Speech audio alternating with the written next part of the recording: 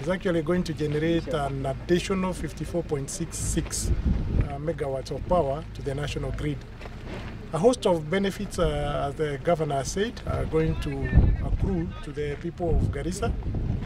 It's a first for East and Central Africa, and I think it's proud to all of us to have a first solar plant here in Garissa. We are estimating currently the completion rate at 78%. We are actually expecting to clear the construction around the plant here by September.